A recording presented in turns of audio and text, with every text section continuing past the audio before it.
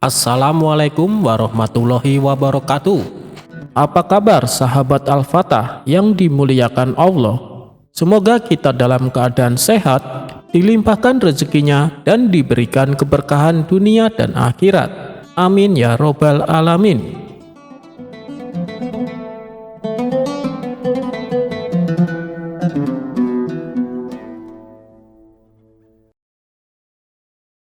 Abu Nawas jual arak. Sang raja jadi marah besar.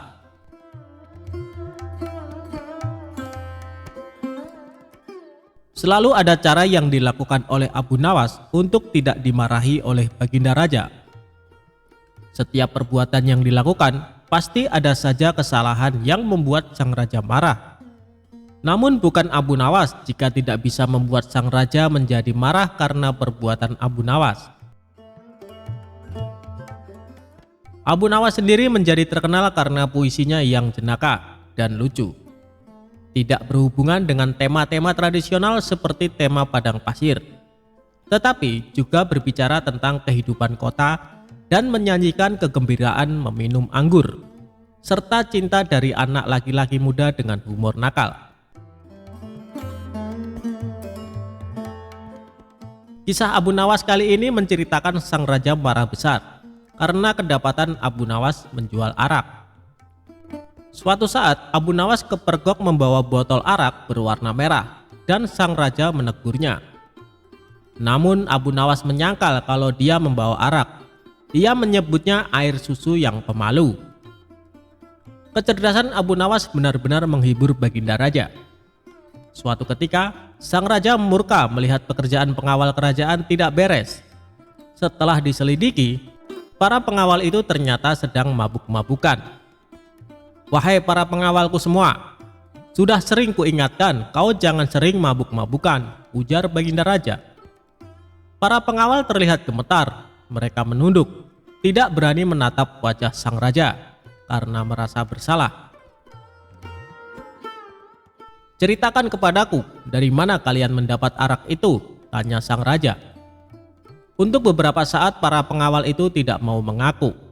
Namun setelah raja membentak, para pengawal pun mengaku. "Abu Nawas lah yang membawa arak itu. Kami juga diajari mabuk-mabukan olehnya," ujar salah seorang pengawal. "Cepat bawa Abu Nawas ke hadapanku sekarang juga. Kalau tidak, kalian yang akan menerima hukuman dariku," ujar sang raja. Keesokan harinya para pengawal itu mendatangi rumah Abu Nawas yang sangat sederhana. Sesampainya di rumah Abu Nawas, salah seorang pengawal berkata, "Bawalah botol ini dan katakan ini semua atas perintahmu." "Tunggu dulu, dengan minuman arak ini aku pasti dihukum oleh raja," kata Abu Nawas. "Jika engkau lolos dari hukuman raja, aku akan memberimu sejumlah dinar," ucap sang pengawal. "Lalu apa keuntunganmu memberiku sejumlah dinar?" ucap Abu Nawas. "Jika engkau lolos dari hukuman raja, maka kami juga akan lolos dari hukuman raja. Gunakanlah kecerdasanmu mengelabui raja," kata pengawal itu. Akhirnya Abu Nawas pergi menemui Baginda Raja membawa arak dengan botol merah. "Wahai Abu Nawas, apa yang engkau pegang itu?" tanya Baginda Raja. "Ini susu, Baginda. Rasanya enak sekali," jawab Abu Nawas seenaknya. "Bagaimana itu susu? Air itu berwarna merah, sedangkan susu berwarna putih bersih," kata raja. Sang raja pun mengambil botol yang dipegang Abu Nawas. "Betul sang Baginda, susu itu berwarna putih bersih. Dia berubah merah karena malu bertemu Baginda, dan berubah warna jadi merah merona," jawab Abu Nawas dengan mencoba mengambil hatinya raja yang rupawan. Sang raja pun tertawa sambil geleng-geleng kepala meninggalkan Abu Nawas. Meski ia tahu yang dibawa oleh Abu Nawas adalah arak. "Baiklah, aku maafkan kalian. Tapi jika kalian mengulangi lagi perbuatan kalian, maka hukumannya berlipat ganda," titah sang raja. Dan akhirnya sang raja pun mengampuni kesalahan para pengawal. Sedangkan Abu Nawas mendapatkan sejumlah dinar dari para pengawal karena telah berhasil melaksanakan misinya.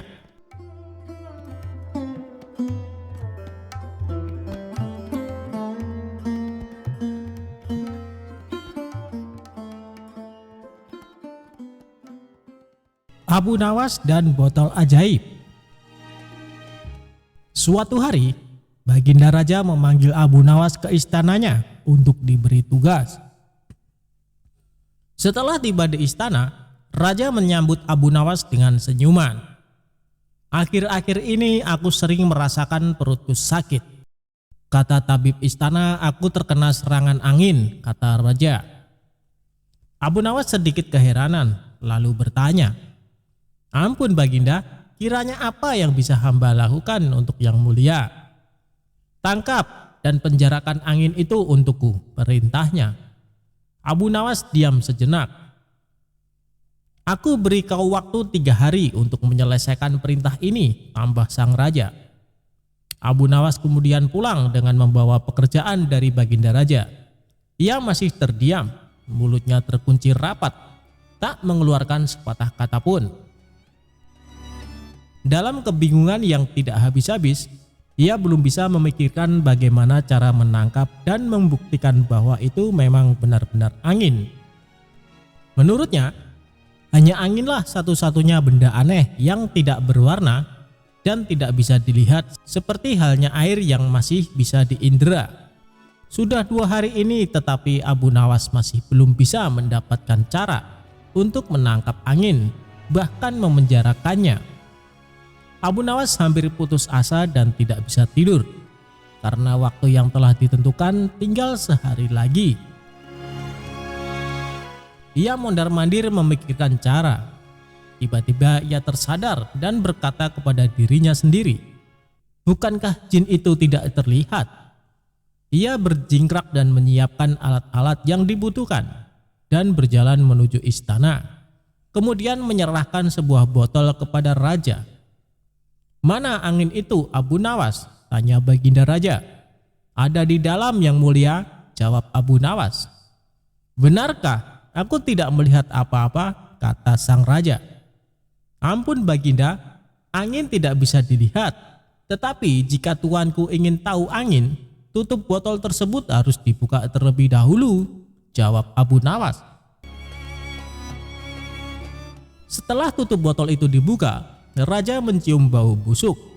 Dengan marah ia berkata kepada Abu Nawas, "Bau apa ini Abu Nawas?" "Ampun Baginda, tadi hamba buang angin, lalu hamba masukkan ke dalam botol tersebut. Karena takut angin yang hamba masukkan itu keluar, maka hamba memenjarakannya dengan menyumbat botol dan menutupnya," kata Abu Nawas dengan sangat ketakutan. Tapi Raja tidak jadi marah karena apa yang dikatakan Abu Nawas memang masuk akal. Dan begitulah ia selamat dan sang raja pun memberikannya hadiah.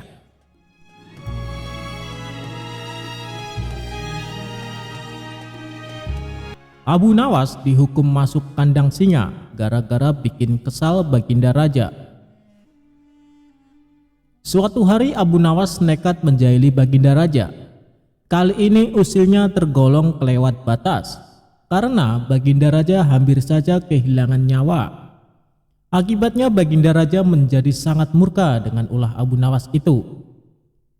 Sebenarnya perbuatan Abu Nawas semata-mata hanya ingin membalas atas perlakuan Baginda Raja kepadanya. Karena bukan sekali 2 kali saja Abu Nawas juga beberapa kali hampir celaka karena perbuatan usil Baginda Raja. Saat ini Baginda Raja diselimuti amarah yang sangat memuncak. "Cari Abu Nawas, tangkap dan bawalah ke sini," perintahnya. Beberapa pengawal kerajaan langsung berangkat menuju rumah Abu Nawas. Sesampainya di sana, mereka menangkap Abu Nawas dengan kasar. "Apa-apaan ini? Apa salahku?" tanya Abu Nawas ketakutan. "Kami diperintahkan Baginda Raja untuk menangkapmu. Kalau kamu menolak, kami tetap akan membawamu dengan cara paksa," jawab para pengawal. Abu Nawas pun hanya bisa pasrah. Ia kemudian digiring ke istana dihadapkan ke Baginda Raja. "Ampun Paduka yang mulia, kenapa hamba diperlakukan kasar begini?" tanya Abu Nawas. "Kamu jangan pura-pura tidak tahu, kamu telah membuat aku murka. Perbuatan usilmu kemarin hampir saja membuatku mati. kamu keterlaluan dan sangat kurang ajar, jawab Baginda Raja penuh emosi. Maafkan hamba Paduka yang mulia, hamba khilaf, ucap Abu Nawas. Saat ini sudah tidak ada maaf bagimu, kamu harus dihukum mati, bentak Baginda Raja. Lalu dengan cara apa hamba dihukum mati Paduka? Dipancung atau digantung? Tanya Abu Nawas. Bukan dengan cara seperti itu. Karena hukuman seperti itu hanya jadi bahan lelucon bagimu, balas Baginda Raja bertambah emosi.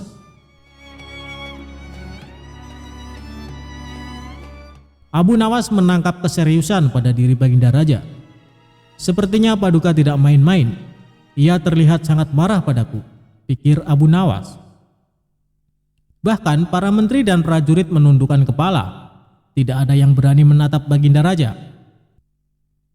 Hai pengawal, masukkan Abu Nawas ke kandang singa, teriak Baginda Raja memecah keheningan. Para menteri dan segenap prajurit terkejut mendengar perintah tersebut. Karena walau bagaimanapun Abu Nawas adalah sosok yang baik. Sering berjasa mengungkap kasus-kasus di dalam istana yang sulit terpecahkan. Mereka tidak sampai hati melihat Abu Nawas tewas mengenaskan diterkam singa buas. Tapi karena ini adalah titah Baginda Raja, tidak ada seorang pun yang berani menentangnya. Lalu seorang penasehat istana berkata, "Ampun Paduka yang mulia, apakah tidak berlebihan hukuman yang diberikan? Bukankah lebih baik bila Abu Nawas dihukum penjara saja?" ujar penasehat istana coba membela Abu Nawas. "Kalau tidak suka dengan keputusanku, kau boleh ikut dengan Abu Nawas," hardik Baginda Raja.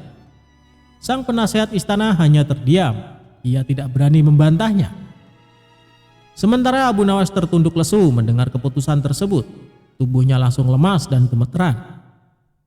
Namun, ketika hendak dimasukkan ke kandang singa, Abu Nawas berkata, "Ampun Paduka yang mulia, hamba ikhlas menerima hukuman ini dan hamba sudah pasrah.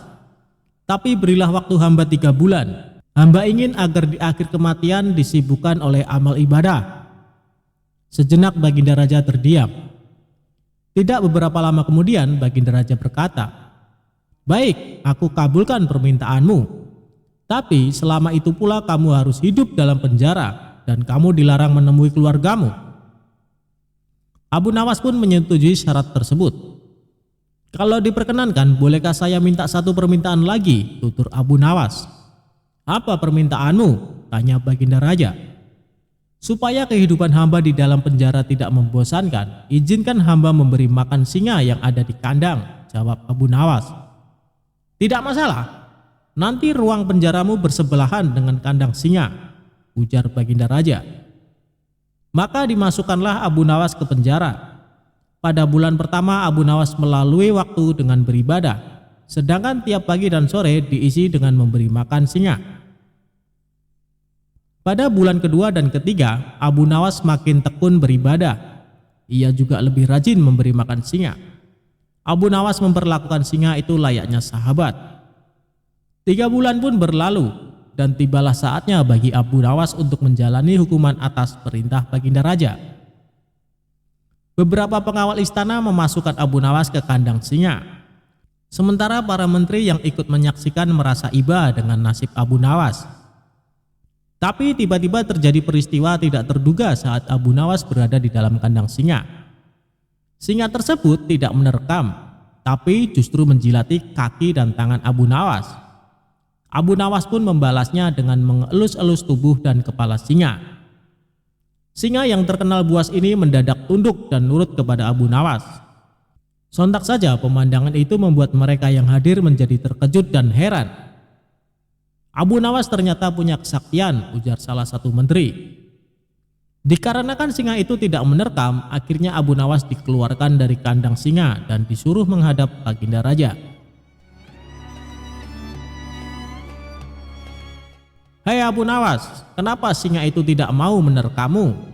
Kamu punya kesaktian apa?" tanya Baginda Raja merasa heran.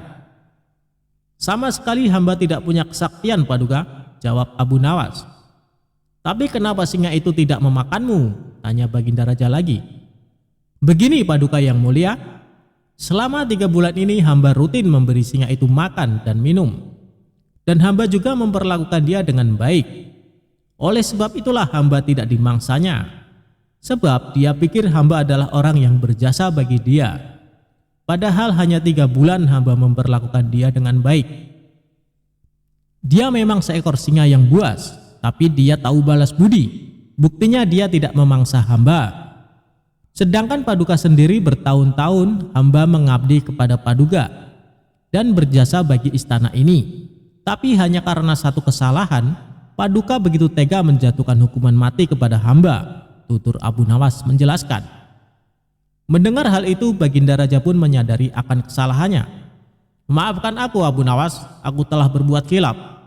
Baiklah, sekarang kamu boleh pulang, dan ini ada hadiah uang untukmu dan keluargamu. Terimalah sebagai rasa terima kasihku karena telah menyadarkanku, ujar Baginda Raja.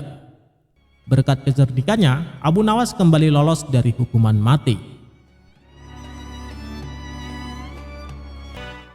Abu Nawas bikin panci jadi beranak. Gimana caranya ya? Simak cerita lucunya lengkap berikut ini. Diawali saat Abu Nawas meminjam panci kecil ke tetangganya. Tapi pancinya tidak dikembalikan. Sampai-sampai tetangganya itu menagihnya. Abu Nawas, mana panci saya?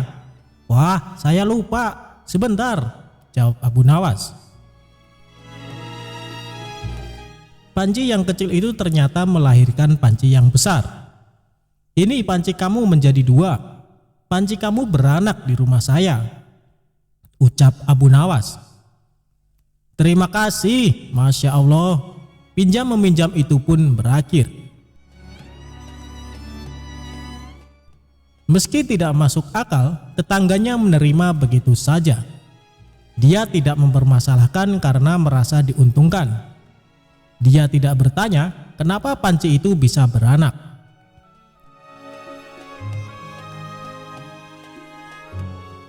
Selang beberapa waktu, Abu Nawas meminjam panci lagi ke tetangga yang sama. Ketika meminjamkan yang kedua kali, tetangga berharap panci itu akan beranak lagi. Inilah gambaran akal manusia kalau tidak dibina. Manusia yang katanya berakal itu akan menerima yang menguntungkan dan akan mengakali. Tepat, tetangga itu meminjamkan pancinya lagi. Abu Nawas lagi-lagi lama tidak mengembalikan. Akhirnya si tetangga mendatangi Abu Nawas. Abu Nawas, mana pancinya? Kok lama? Tanya dia. Tetangganya membayangkan kalau kemarin anak pancinya 1.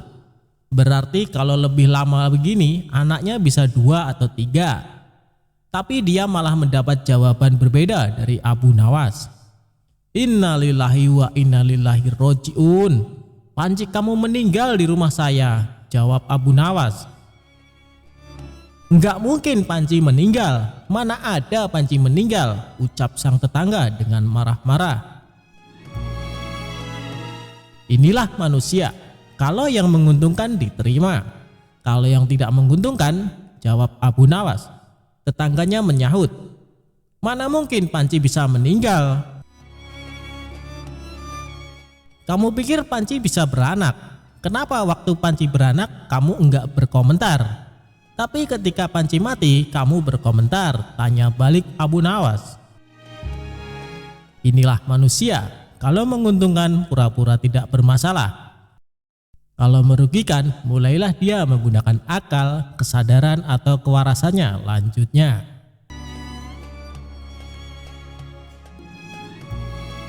Abu Nawas akan disembelih dan dijadikan bubur oleh rakyat Badui. Alkisah pada suatu hari, Abu Nawas yang cerdik sedang menghabiskan waktunya dengan berjalan-jalan di kota Baghdad. Kemudian ia memutuskan untuk pulang ketika langit mulai senja dan azan maghrib sebentar lagi berkumandang. Agar cepat sampai ke rumah, untuk pertama kalinya ia lewat kampung Badui di sebuah gurun. Di kampung itu ia bertemu dengan orang-orang yang sedang memasak bubur. Aromanya sangatlah sedap. Orang-orang juga sangat ramai. Saat hendak lewat, tiba-tiba saja ada segerombolan pria menghadanginya. Pria-pria itu menutup kepala Abu Nawas dan membawanya ke salah satu rumah warga. Meski berulang kali minta tolong, tak ada satupun orang yang menolongnya. Setelah sampai di sebuah rumah, salah satu pria berwajah gali itu membuka penutup kepala Abu Nawas. "Kenapa kalian menangkapku? Apa salahku? Aku hanya ingin pulang ke rumah dengan cepat. Maka dari itu aku melewati kampung ini," ujar pria bersurban itu. "Tentu saja kau tak punya salah apa-apa. Hanya saja setiap orang yang lewat sini akan kami tangkap. Kami akan menyembelihmu dan menjadikanmu sebagai kaldu untuk bubur-bubur yang kami buat," ucap salah satu pria. "Jadi bubur-bubur yang kalian sajikan itu adalah bubur-bubur berbahan daging manusia?" tanya Abu Nawas. "Hahaha, tentu saja, rasanya tak kalah nikmat dengan daging sapi atau daging unta. Kau mau mencobanya?" ucap salah seorang pria. "Tapi kenapa harus daging manusia? Bukankah berdosa membunuh sesama manusia?" tanyanya polos. "Ini semua salah pemerintah yang tak mengurus kami. Daging sapi dan daging unta sangatlah mahal. Rakyat di kampung kami ini miskin," jawab pria berwajah gali tersebut. Lalu para pria di kampung Badui mengarak Abu Nawas ke tempat penyembelihan. Dengan cepat Abu Nawas memikirkan cara agar terbebas dari penyembelihan. Karena kecerdikannya, ia pun berhasil menemukan solusi. "Tunggu dulu, sebelum kalian menyembelihku, lihatlah betapa kurusnya tubuhku ini. Percuma saja kalian hanya akan memakan tulang. Kalau kalian mau, besok aku akan membawakan kalian temanku yang gemuk, yang bisa kalian makan selama 5 hari, ucapnya meyakinkan. "Kau pikir kami akan percaya dengan kata-katamu? Kau hanya menipu kami kan?" bentak salah satu pria. "Namaku Abu Nawas, aku tinggal di desa ujung kota Baghdad. Jika aku berbohong, silahkan mendatangiku. Kalian tak akan menyesal bila melepaskanku kali ini, karena aku akan menepati janjiku," ucap Abu Nawas. Para pria di kampung Badui itu lalu berunding sejenak. Mereka lalu memutuskan untuk percaya dengan perkataan tawanan mereka. "Baiklah, kami percaya dengan perkataanmu. Besok bawakan kami temanmu yang gemuk itu. Maka kau akan kami bebaskan," ucap pimpinan kampung itu. "Baiklah, besok sebelum maghrib aku akan membawa temanku kemari," jawabnya. Mereka lalu saling berjabat tangan sebagai tanda janji. Akhirnya Abu Nawas pun berhasil membebaskan diri. Dalam perjalanan pulang, ia lalu memikirkan strategi selanjutnya agar benar-benar terbebas dari warga kampung Badui. Setelah berpikir sejenak, akhirnya ia berhasil menemukan solusi. "Aha, aku mendapatkan ide. Bukankah tadi para pria di kampung Badui mengatakan kalau Baginda Raja tak peduli pada mereka? Mending aku bawa Baginda saja ke sini. Ditambah lagi Baginda Raja sangat gemuk karena ia jarang bergerak," ujarnya dalam hati. Lagian hal yang aneh bila Baginda tidak mengetahui bila ada orang yang berbuat keji dan tega membunuh, serta mengonsumsi sesama manusia karena alasan ekonomi. Baginda harus tahu fakta mencengkangan ini, imbuhnya.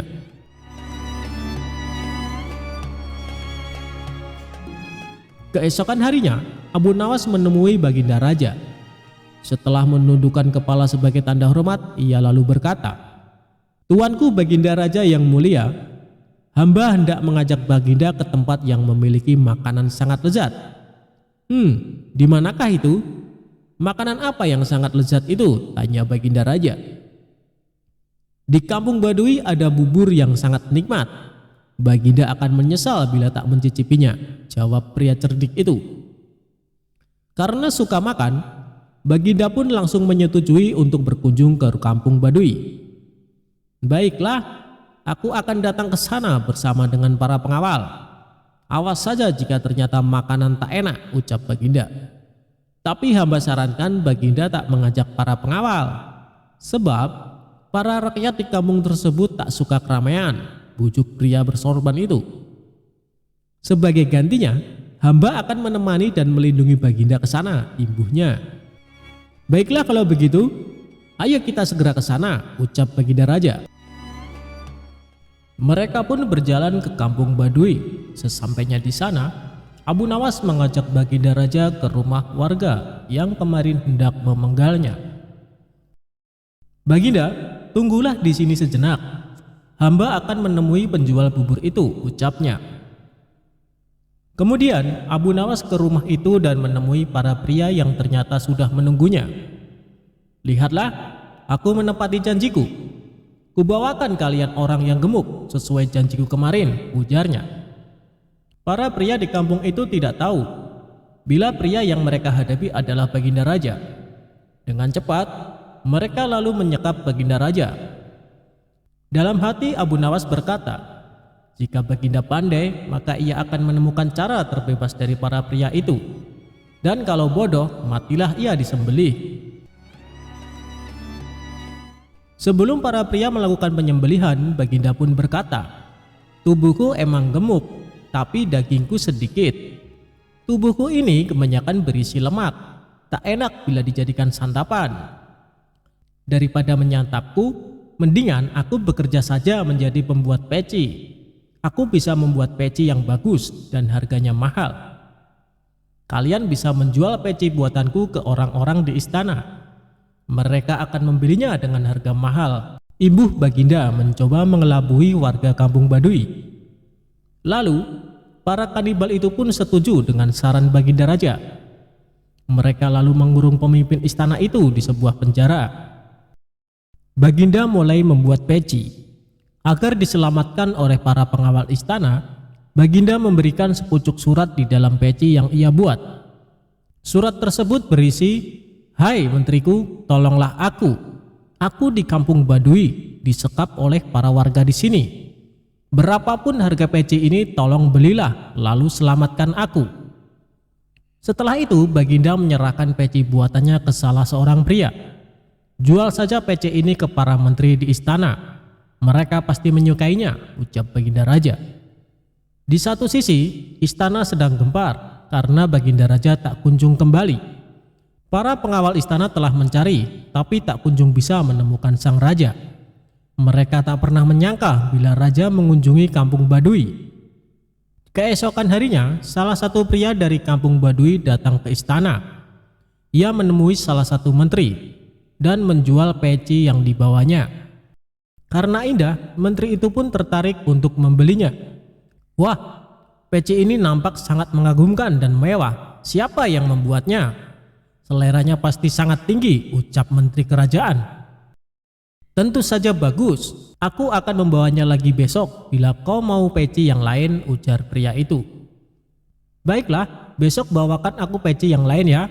Aku akan membelikan ayahku." "Ngomong-ngomong, dari mana asalmu?" ujar sang menteri. "Hamba dari kampung Baduy, Tuan. Kalau begitu hamba pamit undur diri," jawab sang penjual peci. Saat sedang mencoba peci, sang menteri kerajaan kaget karena di dalam peci itu terdapat sepucuk surat dari Baginda Raja. Kemudian menteri kerajaan itu meminta para pengawal untuk mendatangi kampung Baduy. Mereka berhasil menemukan dan menyelamatkan Baginda Raja. Masyarakat Baduy tak menyangka bila yang mereka tangkap adalah seorang raja. Atas perintah raja, orang-orang di kampung Baduy dibunuh karena perbuatan mereka sangat jahat. Keesokan harinya, Baginda Raja memerintahkan para pengawal untuk menangkap Abu Nawas. Ia hendak menghukum mati pria yang telah menjebaknya itu. Abu Nawas pun ditangkap ketika sedang sholat. Setelah salam, ia langsung dibawa para pengawal untuk menemui sang raja. Begitu melihat wajah pria yang telah menjebaknya, wajah sang raja sangat marah. "Hai kau lelaki becik, bisa-bisanya kau mempermainkanku. Apa maksudmu menjadikanku sebagai tumbal untuk rakyat di kampung Baduy? Perbuatanmu sangatlah tidak pantas. Kau pantas untuk dihukum mati," teriak raja. Dengan sikap tenang, Abu Nawas pun menundukkan kepalanya dan berkata, "Ya, tuanku Baginda Raja yang bijak, sebelum Baginda menjatuhkan hukuman mati kepada hamba, perkenankan hamba menyampaikan beberapa hal." "Baiklah, cepat katakan, waktumu tak lama," jawab Baginda Raja. "Ya tuanku Baginda Raja, sebenarnya alasan hamba menyerahkan Baginda kepada penjual bubur itu untuk menunjukkan kenyataan pahit di negeri yang Baginda pimpin. Sebab bila tak mengalaminya langsung, bisa saja Paduka tak percaya dengan perkataan hamba. Padahal semua kejadian yang terjadi di negeri ini adalah tanggung jawab Baginda sebagai seorang pemimpin," ucap Abu Nawas. "Bukankah raja yang adil dan bijak sebaiknya mengetahui seluruh perbuatan rakyatnya? Untuk itu hamba mengajak Paduka pergi ke kampung Badui. Lagi pula hamba sudah bisa menduga bila Baginda adalah pemimpin cerdas, sehingga pasti bisa lolos dari jebakan mereka. Demikian tuanku. Jika perkataan hamba ini salah, silakan hukum hamba. Bila hamba tak bersalah, tapi tetap mendapatkan hukuman, hamba tidak akan ikhlas, sehingga dosa akan menjadi tanggung jawab tuanku di akhirat kelak," imbuh Abu Nawas. Setelah mendengar ucapan tersebut, hilanglah amarah Baginda Raja. Dalam hati ia membenarkan seluruh ucapan pria itu. Selama ini ia merasa belum sepenuhnya memperhatikan rakyatnya, sehingga kampung Badui pun terlantar dan menjadi kanibal. "Baiklah, akan kuampuni segala perbuatanmu, tapi berjanjilah kau tak mengulangi lagi perbuatanmu," perintah Baginda Raja. Abu Nawas pun menganggukkan kepala dan pamit dari istana. Setelah kejadian tersebut, Baginda menjadi pemimpin yang semakin peduli kepada rakyatnya. Ia tak ingin ada masyarakat yang terlantar. Jin raksasa jahat dibuat minta ampun ketakutan. Diawali dari beredar kabar ada jin raksasa jahat yang menghuni gua angker di sebuah perbukitan kecil yang jauh dari permukiman warga. Konon jin raksasa jahat itu sangatlah jahat. Siapa saja yang berani mendekati gua tempat tinggalnya bakal dibunuh dengan cara sadis. Suatu hari Abu Nawas akan melakukan perjalanan yang kebetulan harus melewati perbukitan tersebut. Daerah tersebut merupakan tempat tinggal jin raksasa jahat. Salah seorang warga setempat melarang niat Abu Nawas ini. "Tuan, lebih baik urungkan niat Anda. Carilah jalan lain saja," ujar warga tersebut. "Memangnya kenapa?" tanya Abu Nawas penasaran. "Perbukitan itu sangatlah angker. Ada jin raksasa jahat. Dia tidak segan-segan membunuh siapa saja yang berani ke sana," jawab warga tersebut. Setelah mendengar penuturan warga itu, Abu Nawas sejenak termenung. Tapi ini adalah jalan satu-satunya, tidak ada jalan lain, pikirnya. Setelah berpikir matang-matang dengan segenap keberaniannya, akhirnya Abu Nawas nekat melewati perbukitan kecil tersebut. Benar saja, baru beberapa langkah menginjakan kaki di sana, tiba-tiba muncul sosok makhluk raksasa yang tidak lain adalah jin jahat tersebut. "Hei manusia, lancang sekali kau kemari. Kamu mau cari mati?" bentak jin raksasa jahat. "Tidak, aku hanya numpang lewat, karena ini adalah jalan satu-satunya," jawab Abu Nawas. "Kamu tahu ini adalah daerah kekuasaanku. Siapapun dilarang lewat sini," kata jin raksasa jahat memberitahu. "Bukannya ini adalah bumi Allah? Kamu tidak ada hak melarangku," balas Abu Nawas. "Oh, jadi kamu menantangku? Akan aku hancurkan tubuhmu," ancam jin raksasa jahat. "Baik, silakan mencobanya, tetapi aku bisa mengalahkanmu. Aku sangat perkasa, lebih dari yang kau bayangkan," sahut Abu Nawas tidak mau kalah. "Omong kosong, kau pasti seorang sufi, makanya berani menantangku. Orang-orang sufi itu hanya terpikat pada masalah rohani. Kau tidak akan bisa mengalahkanku, sebab aku memiliki kekuatan. Wujudku 30 kali lipat lebih besar darimu," ucap jin raksasa jahat. Wujudmu memang lebih besar dariku, tapi itu tidak menjamin kau lebih perkasa. Kalau kau menginginkan uji kekuatan, ambil batu ini dan peraslah air darinya, balas Abu Nawas. Abu Nawas lalu memungut sebutir batu kecil dan diberikan kepada jin raksasa jahat. Seketika batu kecil hancur lebur dalam genggamannya. Akan tetapi tidak setetes pun air yang keluar.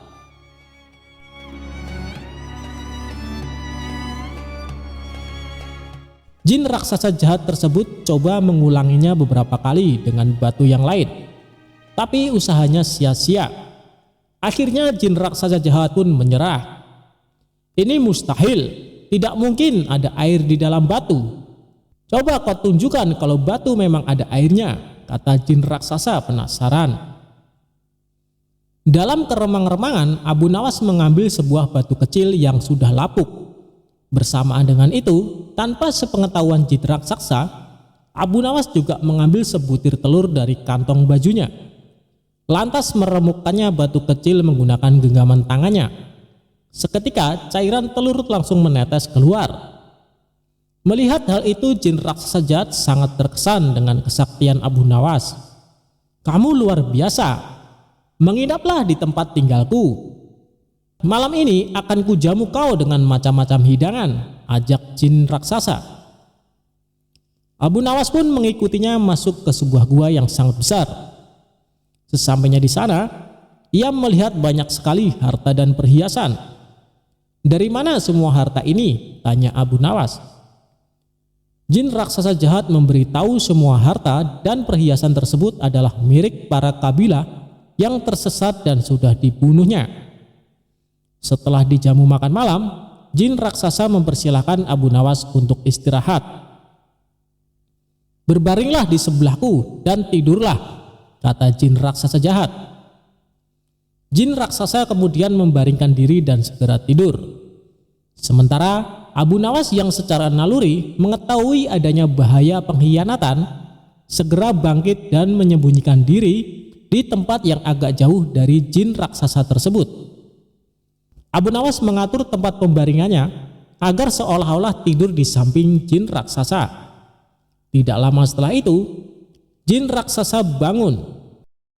Dia mengambil sebuah batang pohon, lalu menghajar Abu Nawas dengan sekuat tenaga yang dikiranya masih tidur di sebelahnya. Jin raksasa jahat memukul bertubi-tubi sebanyak 7 kali, kemudian kembali berbaring dan tidur. Setelah jin raksasa benar-benar tidur, barulah Abu Nawas membaringkan tubuhnya tepat di sebelah jin raksasa. Saat hari sudah menjelang pagi, keduanya terbangun. Betapa kagetnya jin raksasa melihat Abu Nawas masih hidup. Bahkan tidak ada luka sedikit pun. Gua ini nyaman sekali untuk istirahat, tapi sayang, tadi malam aku agak terganggu. Sebab aku sempat merasa ada nyamuk menggigitku sampai 7 kali, ucap Abu Nawas. Tentu saja hal itu sangat mengejutkan jin raksasa, hingga tidak berani lagi menyerang Abu Nawas. Bagaimanapun, kalau seorang telah dipukul sebanyak 7 kali dengan batang pohon oleh jin raksasa pasti akan mati. Apalagi memukulnya menggunakan tenaga sekuat-kuatnya. Akhirnya, jin raksasa jahat tersebut mempersilahkan Abu Nawas untuk melanjutkan perjalanannya. Berkat kecerdikannya, Abu Nawas pun selamat dari pembunuhan.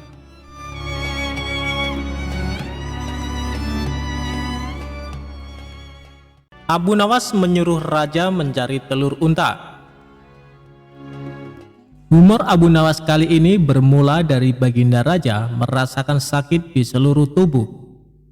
Buat berjalan saja terasa sangat berat, sampai akhirnya dia memanggil tabib istana untuk mengobatinya. Tapi ternyata hasilnya nihil. Lantaran tabib istana sampai ahli kesehatan sepenjuru negeri tidak bisa mengobati, akhirnya baginda raja membuat sayembara untuk para tabib agar bisa menyembuhkan penyakitnya. Barang siapa yang bisa mengobati penyakitnya akan diberi hadiah uang emas yang banyak. Sayembara tersebut pun menyebar. Banyak para tabib yang akhirnya ambil bagian mengadu nasib untuk mengobati Baginda Raja. Abu Nawas yang mendengar sayembara itu pun tertarik untuk mencobanya. Padahal ia sama sekali tidak mempunyai kemampuan mengobati penyakit. Hari yang ditunggu pun tiba. Abu Nawas menghadap raja untuk mencoba mengobatinya. "Hei Abu Nawas, rupanya engkau ikut pula dalam sayembara yang kuadakan ini," kata raja. "Benar Baginda Raja," jawab Abu Nawas. "Apa kau bisa mengobati penyakitku ini?" tanya Baginda Raja. "Hamba akan mencobanya Baginda. Hamba akan mencoba menerapkan cara-cara yang belum pernah dilakukan tabib lainnya," ucap Abu Nawas meyakinkan. Ia kemudian meminta Baginda Raja untuk menerangkan penyakit apa yang diderita agar bisa memberikan tindak lanjut. Baginda Raja pun menerangkan jika tubuhnya terasa nyeri, tangan dan kakinya terasa pegal-pegal. Setelah memeriksa, Abu Nawas tidak langsung mengobati. Ia meminta waktu 2 hari kepada Baginda Raja untuk meramu resep obat terbaik. Di bawah pohon yang rindang, ia terus berpikir resep untuk sang raja. Maklum saja Abu Nawas bukan tabib, sehingga bingung harus memberikan resep apa. Sambil duduk dan berpikir, dari kejauhan dia melihat seorang kakek tua yang masih sibuk sendirian memetik buah-buahan di kebun kurma. Abu Nawas yang heran langsung mendekati kakek tersebut. Setelah bercakap-cakap dengan sang kakek, Abu Nawas mendapat jawaban jika kakek itu menjadikan aktivitas memetik buah sebagai kesibukannya. Jika tidak ada kesibukan, si kakek malah merasa badannya pegal-pegal. Dari pertemuan itu, Abu Nawas menemukan penyebab sakit Baginda Raja.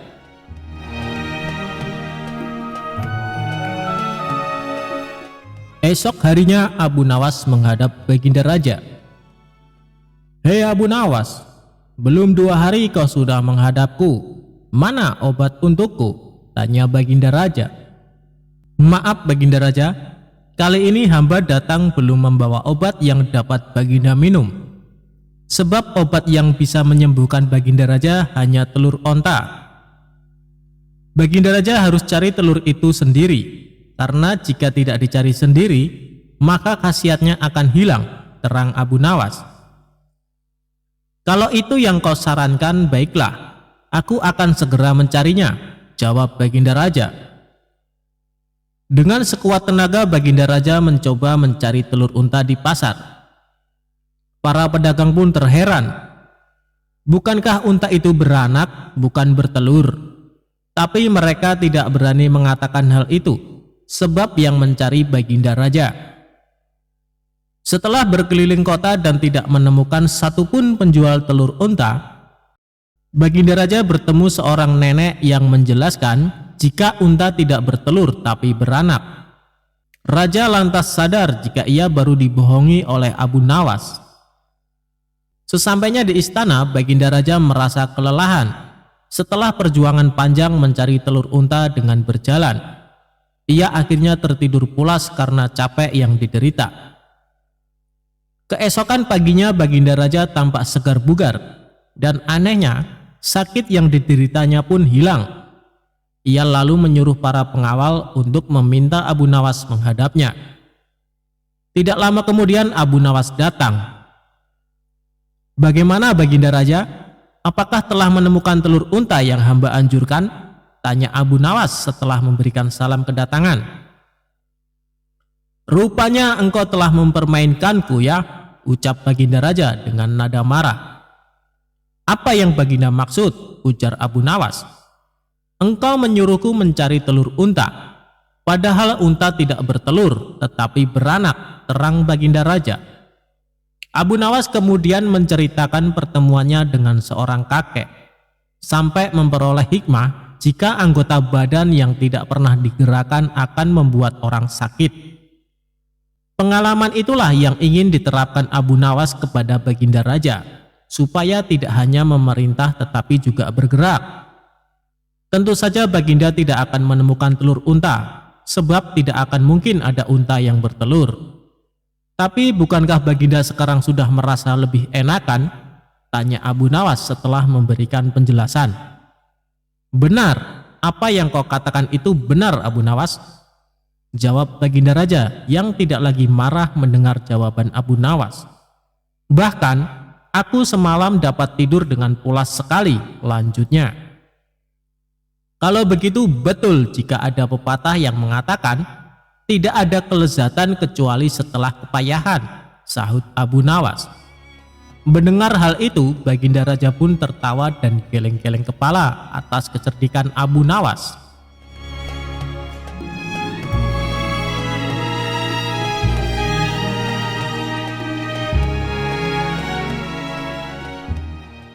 Kisah lucu tentang Abu Nawas memang tidak pernah ada habisnya. Seperti cerita satu ini saat Abu Nawas mencari jodoh. Suatu ketika, Abu Nawas yang jomblo jatuh cinta kepada seorang gadis cantik jelita. Abu Nawas tergila-gila dengan paras wanita cantik, pintar dan ahli ibadah itu. Ia sangat berambisi memperistri gadis salehah tersebut. Cintanya yang begitu dahsyat dan membara membuat Abu Nawas berdoa kepada Allah Subhanahu wa Ta'ala. Ya Allah, jika memang gadis itu baik untukku, dekatkanlah kepadaku. Tetapi jika menurutmu ia tidak baik buatku, tolong ya Allah, sekali lagi tolong, pertimbangkan lagi ya Allah, pinta Abu Nawas dengan menyebut nama gadis tersebut dan terkesan memaksa kepada Allah Subhanahu wa Ta'ala. Abu Nawas memanjatkan doa-doa itu setiap selesai sholat 5 waktu tanpa henti dan terus bersungguh-sungguh. Selama berbulan-bulan ia menunggu tanda-tanda dikabulkan doanya. Berjalan lebih dari 3 bulan, Abu Nawas merasa doanya tak kunjung dikabulkan Allah. Dia pun mulai introspeksi diri. Mungkin Allah belum mengabulkan doaku karena aku kurang pasrah atas pilihan jodohku, ujarnya. Kemudian Abu Nawas bermunajat lagi, tapi kali ini ia berganti strategi. Doa itu tidak diembel-embel spesifik pakai nama si gadis cantik, apalagi sampai memaksa Allah Subhanahu wa Ta'ala mengabulkan doanya. Abu Nawas lalu berdoa, "Ya Allah, berikanlah istri yang terbaik untukku." Berbulan-bulan ia terus memohon kepada Allah Subhanahu wa Ta'ala. Namun Allah belum juga mendekatkan Abu Nawas dengan gadis pujaannya. Bahkan Allah juga belum mempertemukan Abu Nawas dengan wanita yang hendak diperistri. Lama-lama ia mulai khawatir juga. Akhirnya Abu Nawas memutar otak lagi. Bagaimana caranya berdoa dan bisa cepat terkabul?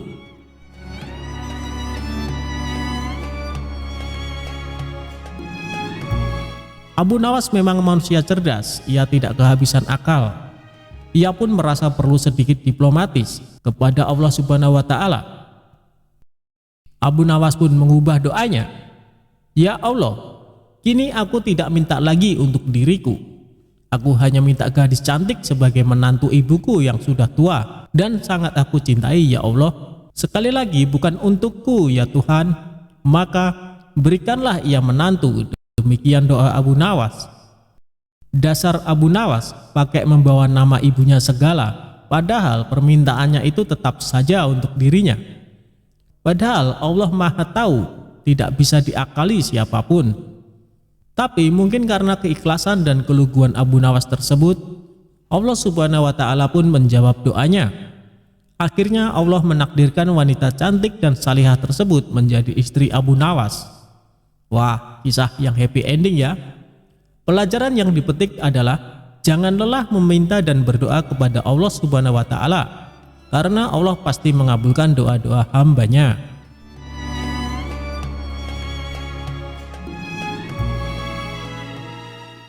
Cara Abu Nawas merubah rumah sempit terasa luas. Sudah lama Abu Nawas tidak dipanggil ke istana untuk menghadap Baginda. Abu Nawas juga sudah lama tidak muncul di kedai teh. Kawan-kawan Abu Nawas banyak yang merasa kurang bergairah tanpa kehadiran Abu Nawas. Tentu saja keadaan kedai tak semarak karena Abu Nawas si pemicu tawa tidak ada. Suatu hari ada seorang laki-laki setengah baya ke kedai dan menanyakan Abu Nawas. Ia mengeluh bahwa ia tidak menemukan jalan keluar dari masalah pelik yang dihadapi. Salah seorang teman Abu Nawas ingin mencoba menolong. "Cobalah utarakan kesulitanmu kepadaku, barangkali aku bisa membantu," kata kawan Abu Nawas. "Baiklah, aku mempunyai rumah yang sangat sempit, sedangkan aku tinggal bersama istri dan ke-8 anak-anakku. Rumah itu kami rasakan terlalu sempit, sehingga kami tidak merasa bahagia," kata orang itu membeberkan kesulitannya. Kawan Abu Nawas tidak mampu memberikan jalan keluar. Begitu juga dengan yang lainnya. Sehingga mereka menyarankan agar orang itu pergi menemui Abu Nawas di rumahnya saja. Orang itu pun pergi ke rumah Abu Nawas, dan kebetulan Abu Nawas sedang mengaji. Setelah mengutarakan kesulitan yang dialami, Abu Nawas bertanya kepada orang tersebut, "Punyakah engkau seekor domba?" "Tidak, tetapi aku mampu membelinya," jawab orang itu. "Kalau begitu belilah seekor dan tempatkan domba itu di dalam rumahmu," Abu Nawas menyarankan. Orang itu tidak membantah. Ia langsung membeli seekor domba seperti yang disarankan Abu Nawas. Beberapa hari kemudian orang itu datang lagi menemui Abu Nawas. "Wahai Abu Nawas, aku telah melaksanakan saranmu, tetapi rumahku bertambah sesak. Aku dan keluargaku merasa segala sesuatu menjadi lebih buruk dibandingkan sebelum tinggal bersama domba," kata orang itu mengeluh. "Kalau begitu, belilah lagi beberapa ekor unggas dan tempatkan juga mereka di dalam rumahmu," saran Abu Nawas. Orang itu tidak membantah. Ia langsung membeli beberapa ekor unggas yang kemudian dimasukkan ke dalam rumahnya. Beberapa hari kemudian orang itu datang lagi ke rumah Abu Nawas. "Wahai Abu Nawas, aku telah melaksanakan saran-saranmu dengan menambahi penghuni rumahku dengan beberapa ekor unggas. Namun begitu aku dan keluargaku semakin tidak betah tinggal di rumah yang makin banyak penghuninya. Kami bertambah merasa tersiksa," kata orang itu dengan wajah yang semakin muram. "Kalau begitu belilah seekor anak unta dan peliharalah di dalam rumahmu," kata Abu Nawas menyarankan kembali. Orang itu tidak membantah. Ia langsung pergi ke pasar hewan membeli seekor anak unta untuk dipelihara di dalam rumahnya. Beberapa hari kemudian orang tersebut datang lagi menemui Abu Nawas. Dan ia berkata, "Wahai Abu Nawas, tahukah engkau bahwa keadaan di dalam rumahku sekarang hampir seperti neraka. Semuanya berubah menjadi lebih mengerikan daripada hari-hari sebelumnya. Wahai Abu Nawas, kami sudah tidak tahan tinggal serumah dengan binatang-binatang itu," kata orang itu putus asa. "Baiklah, kalau kalian sudah merasa tidak tahan, maka jualah anak unta itu," kata Abu Nawas. Orang itu tidak membantah. Ia langsung menjual anak unta yang baru dibelinya. Beberapa hari kemudian Abu Nawas pergi ke rumah orang tersebut. "Bagaimana keadaan kalian sekarang?" Abu Nawas bertanya. "Keadaannya sekarang lebih baik karena anak unta itu sudah tidak lagi tinggal di sini," kata orang itu tersenyum. "Baiklah, kalau begitu sekarang jualah unggas-unggasmu," kata Abu Nawas. Orang tersebut tidak membantah. Ia langsung menjual unggas-unggasnya. Beberapa hari kemudian Abu Nawas mengunjungi orang itu lagi. "Bagaimana keadaan rumah kalian sekarang?" Abu Nawas bertanya. "Keadaannya sekarang lebih menyenangkan karena unggas-unggas itu sudah tidak tinggal bersama kami," kata orang itu dengan wajah ceria. "Baiklah kalau begitu sekarang jualah domba itu," kata Abu Nawas. Orang itu tidak membantah. Dengan senang hati ia langsung menjual dombanya. Beberapa hari kemudian Abu Nawas bertamu ke rumah orang itu. Ia bertanya, "Bagaimana keadaan rumah kalian sekarang?" "Kami merasakan rumah kami bertambah luas karena binatang-binatang itu sudah tidak ada lagi tinggal bersama kami. Dan kami sekarang merasa lebih bahagia daripada sebelumnya. Kami mengucapkan terima kasih yang tak terhingga kepadamu, hai Abu Nawas, kata orang itu dengan wajah berseri-seri. Sebenarnya, batas sempit dan luas itu tertancap dalam pikiranmu. Kalau engkau selalu bersyukur atas nikmat dari Tuhan, maka Tuhan akan mencabut kesempitan dalam hati dan pikiranmu, kata Abu Nawas menjelaskan. Sebelum Abu Nawas pulang, ia bertanya kepada orang itu, apakah engkau sering berdoa? Ya, jawab orang itu. Ketahuilah bahwa doa seorang hamba tidak mesti diterima oleh Allah. Karena manakala Allah membuka pintu pemahaman kepada engkau, ketika Dia tidak memberi engkau, maka ketiadaan pemberian itu merupakan pemberian yang sebenarnya.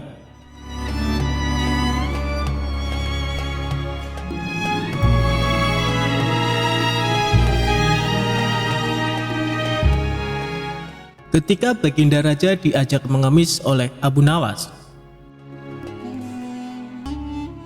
Suatu hari saat Abu Nawas di rumah, tiba-tiba datang beberapa prajurit istana menemuinya. Tuan Abu Nawas, Anda diperintahkan Baginda Raja untuk menghadap, kata salah satu prajurit. Bukannya kemarin aku baru saja menghadap Baginda Raja, kenapa disuruh menghadap lagi? Tanya Abu Nawas merasa heran. Kami tidak tahu, Tuan Abu Nawas. Silahkan nanti Tuan tanyakan sendiri kepada Baginda Raja, jawab prajurit istana. Singkat cerita, datanglah Abu Nawas ke istana menghadap Baginda Raja. Ampun Paduka yang mulia, ada perlu apa lagi Paduka memanggil hamba? Tanya Abu Nawas. Baginda Raja lalu mengutarakan masalahnya yang selama ini mengganggunya. Begini Abu Nawas, aku punya masalah yang cukup serius dan aku butuh bantuanmu, tutur Baginda Raja. Memangnya masalah apa yang sedang Paduka hadapi? Kiranya apa yang bisa hamba bantu? Tanya Abu Nawas kembali. Tadi pagi aku mendapat laporan Abu Nawas. Ada saudagar kaya yang kikir. Jangankan untuk bersedekah, membayar zakat saja dia menolak, kata Baginda Raja menjelaskan. Paduka ini kan seorang raja. Panggil saja dia ke istana dan suruh membayar zakat.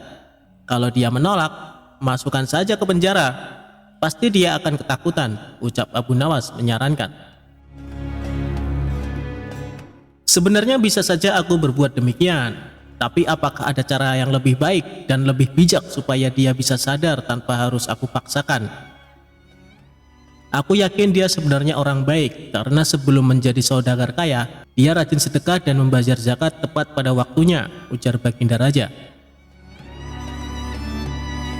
Baiklah Paduka, sebenarnya ini masalah yang mudah Paduka, tapi karena Paduka menginginkan cara yang bijak maka hamba butuh waktu 3 hari untuk memikirkannya, kata Abu Nawas. Kemudian Abu Nawas memohon diri untuk pulang ke rumah. Setibanya di rumah, dia terus berpikir mencari jalan keluar yang tepat. Padahal Abu Nawas sendiri menginginkan agar saudagar kaya itu dipenjara saja. Saudagar itu memang terkenal sangat pelit, bahkan para tetangga pun banyak yang membencinya. Tapi karena keinginan Abu Nawas tidak sejalan dengan pemikiran Baginda Raja, mau tidak mau harus menemukan cara lain yang sesuai perintah Baginda Raja. 3 hari berlalu, tibalah saatnya bagi Abu Nawas untuk menghadap ke istana. Sesampainya di sana, Abu Nawas langsung dipersilahkan menghadap Baginda Raja. Bagaimana Abu Nawas? Apakah kamu sudah menemukan caranya? Tanya Baginda Raja. Sudah Paduka, hamba sudah menemukan caranya, jawab Abu Nawas. Bagus, beritahu aku sekarang caranya, minta Baginda Raja. Tapi hamba tidak yakin Paduka akan bersedia melakukannya, timpal Abu Nawas. Apa caranya? Katakan saja, ucap Baginda Raja mulai penasaran. Caranya adalah hamba dan Baginda Raja harus menjadi pengemis. Lalu kita datangi rumah saudagar kaya itu. Kita berdua pura-pura mengemis kepadanya, papar Abu Nawas memberitahu. Memangnya harus aku yang melakukannya? Apa tidak bisa diwakilkan? Tanya Baginda Raja. Tidak bisa Paduka, karena ini adalah cara satu-satunya, jawab Abu Nawas. Awalnya Baginda Raja ragu atas ide konyol Abu Nawas itu. Namun karena ingin menyadarkan saudagar pelit tersebut, akhirnya dia bersedia menuruti saran Abu Nawas.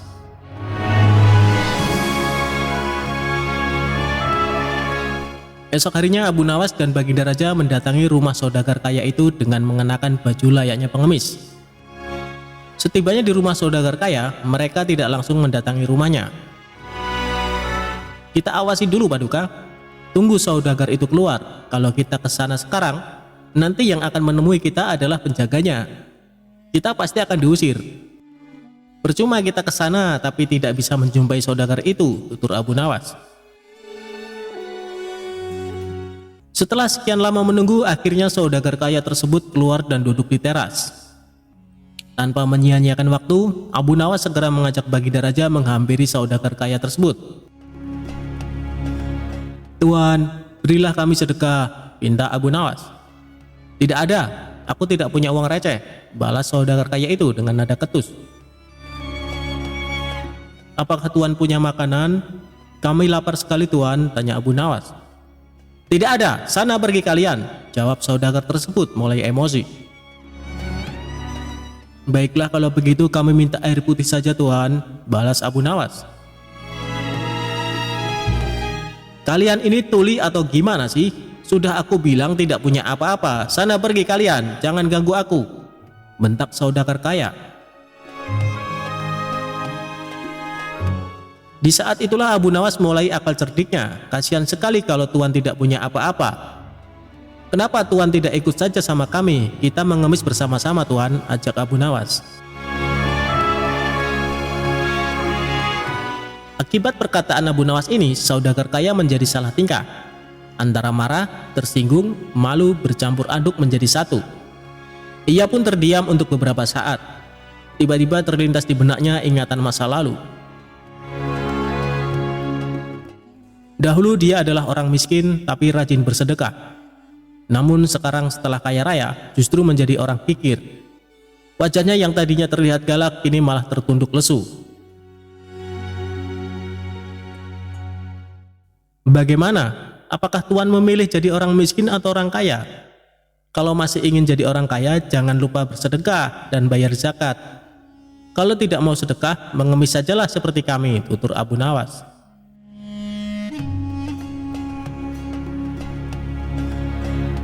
Kemudian Abu Nawas menukil salah satu ayat Al-Quran tentang ancaman pedihnya siksa neraka bagi orang-orang yang enggan membayar zakat dan bersedekah. Seketika saudagar tersebut langsung meneteskan air mata. Astagfirullah, aku khilaf telah berbuat zalim, kata saudagar kaya itu sesenggukan. Siapa sebenarnya kalian? Kalian telah menyadarkan kesalahanku. Mari masuk ke dalam, aku akan memberikan kalian makanan, ajak saudagar kaya tersebut. Tidak perlu, kami datang ke sini bukan untuk mengemis, tapi untuk menyadarkanmu, sahut Abu Nawas. Kemudian Abu Nawas dan Baginda Raja menunjukkan jati diri yang sebenarnya. Betapa kagetnya saudagar kaya itu karena ternyata orang yang ada di hadapannya adalah rajanya sendiri. Saudagar kaya itu pun langsung duduk bersimpuh memohon maaf kepada Baginda Raja. Sejak kejadian tersebut, akhirnya saudagar kaya itu rajin sedekah dan taat membayar zakat.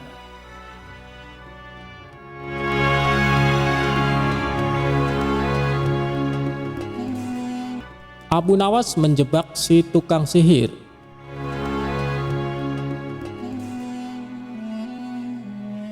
Abu Nawas atau dikenal sebagai Abu Ali Al-Hasan bin Hani Al-Hakimi adalah seorang pujangga Arab. Abu Nawas dilahirkan di kota Ahvaz di negeri Persia. Dengan darah Arab dan Persia mengalir di tubuhnya. Abu Nawas adalah seorang ulama besar yang terkenal dengan kecerdasannya dan dipercaya sebagai wali Allah. Dikisahkan, Abu Nawas mempunyai burung nuri yang sangat lucu. Dan Baginda Raja ingin memilikinya. Kalau kau berniat menjualnya, jangan ditawarkan kepada orang lain, Tawarkan saja kepadaku, berapapun harganya aku akan membayarnya, ujar Baginda Raja kepada Abu Nawas. Abu Nawas tidak menjawab, dia hanya mengangguk. Tapi dalam hati dia berkata, mana mungkin aku menjual burung yang tidak berharga ini kepada Baginda, ucap Abu Nawas dalam hati. Keesokan paginya Abu Nawas datang ke istana. Dia datang dengan membawa burung nuri yang diinginkan Baginda itu. Abu Nawas tidak ingin menjualnya. Dia ingin memberikan cuma-cuma kepada Baginda. Tapi di pintu gerbang istana, 2 orang pengawal menahannya. Siapa kamu? Ada keperluan apa menghadap Baginda Raja? Hardik kedua pengawal dengan wajah bengis. Rupanya, kedua orang pengawal istana tersebut adalah orang kepercayaan Perdana Menteri Abu Dahi yang selalu ingin mencelakakan Abu Nawas. Aku hendak menyerahkan burung nuri ini kepada Baginda Raja karena beliau sangat menyukainya, jawab Abu Nawas. Tinggal saja burung jelek itu di sini, biar aku yang menyerahkan kepada Baginda, ucap salah seorang pengawal.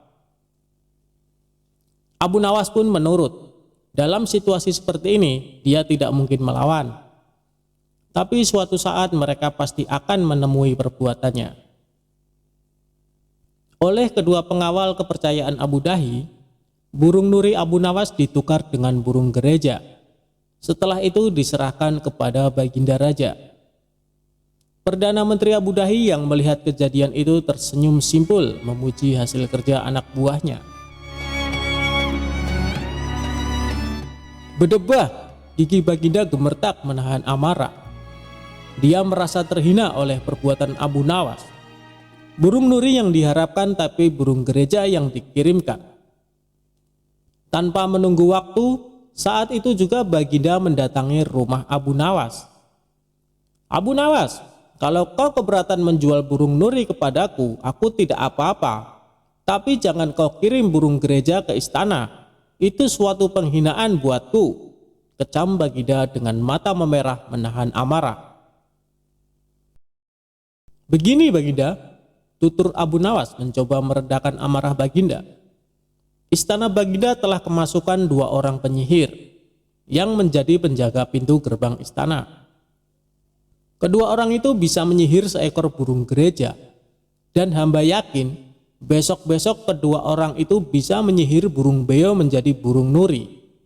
Kalau tidak percaya, tunggulah besok di istana. Baginda akan menyaksikan sendiri betapa hebatnya sihir mereka. Sambil berkata begitu, Abu Nawas mengelus-elus seekor burung beo yang bertengger di depan jendela rumahnya. Burung beo itulah yang akan dibuat menjebak kedua pengawal bengis istana. Pagi-pagi sekali Abu Nawas sudah tiba di istana. Dia membawa burung beo di tangannya. Di depan gerbang lagi-lagi dia dicegat oleh pengawal. Ada perlu apa lagi kau di sini? Kedua pengawal kembali menghardik Abu Nawas. Ada perlu apa lagi kau di sini? Kedua pengawal kembali menghardik Abu Nawas. Sudah ku bilang, kau tidak akan bisa bertemu Baginda, ucap sang pengawal. Maaf, kemarin aku keliru. Aku sebenarnya hendak memberikan burung beo ini kepada Baginda Raja, tapi aku keliru mengambilnya. Baginda pasti marah-marah mendapat kiriman burung nuri itu. Semua orang tahu Baginda sangat benci burung nuri. Dia pernah tersesat di hutan gara-gara burung nuri keparat itu. Maafkan aku telah membuat Baginda marah. Bujuk Abu Nawas seolah-olah cerita itu benar-benar terjadi. Taruhlah saja di situ, biar aku nanti yang akan menyerahkan kepada Baginda Raja, perintah pengawal istana. Terpengaruh bujukan Abu Nawas, kedua kaki tangan Abu Dahi itu pun menukar burung beo dengan burung nuri. Setelah itu mereka menyerahkan kepada Baginda. Keduanya bersukaria karena sebentar lagi Abu Nawas pasti akan mendapat hukum yang setimpal dari Baginda, pikir mereka. Setelah menerima burung nuri itu dari kedua pengawal istana, Baginda terperangah kaget. Ternyata benar apa yang dikatakan Abu Nawas. Kedua pengawal ini bisa menyihir alias menggelapkan barang yang bukan haknya. Ini Nurinya, mana beonya? Sindir Baginda yang langsung membuat wajah kedua pengawal itu pucat pasi.